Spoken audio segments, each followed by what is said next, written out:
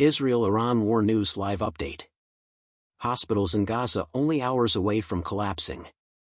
A complete breakdown of the healthcare system in the coastal sliver of Gaza is imminent, according to the Palestinian Health Ministry there. The Gaza Strip is currently experiencing a genocidal Israeli onslaught.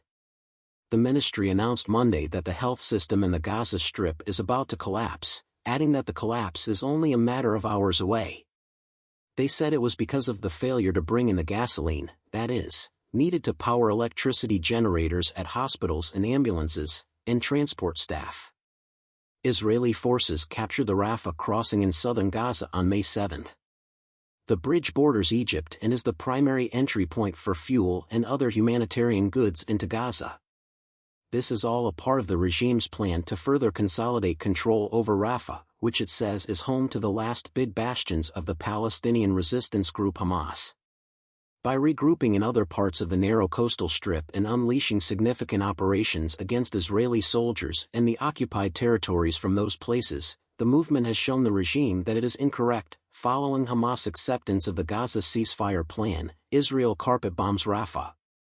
Just after Hamas accepted a ceasefire proposal in Gaza, the Israeli military stepped up its carpet bombing of Rafah city and ground advances. In response to Al-Aqsa Storm, a retaliation operation by Palestinian territories resistance groups, the regime has been waging war against Gaza since October 7. So far, the savage Israeli assault has killed over 35,000 Palestinians, the most of whom are women and children.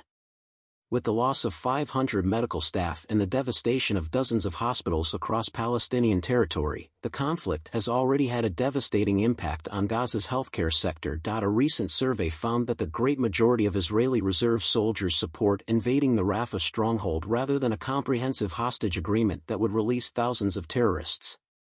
The present Swords of Iron War began with the mobilization of over 300,000 reserve troops in response to the terror attack on October 7. Numerous reservists have lost their lives fighting in Gaza and along the northern border with Lebanon for months.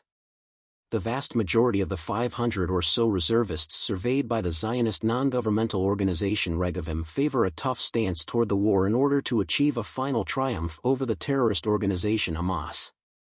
A large-scale ground assault of Rafah, a major Hamas bastion in the southern Gaza Strip, has the support of 72% of the reservists, according to the poll. Exactly the same number of people said they would never agree to a hostage arrangement that would free a large number of Arab terrorists from Israeli jails. Hostage families and allies have recently demonstrated, demanding that the government grant all of Hamas' requests for the release of the hostages. Contrary to what the protesters would have you believe, reservists do not share the views of the majority of Israelis on this issue. The fact that nearly 70% of reservists expressed dissatisfaction with the war's management is noteworthy. Some on the right have criticized the continuing fighting, saying that it is too slow and lacks clear action. As a result of the Strip's regular seizure by Hamas, an overwhelming 90% of reservists voiced their opposition to transferring humanitarian aid into the territory. If there was assurance that the terrorist group would not steal the humanitarian help, 1/3 of respondents would back more of it.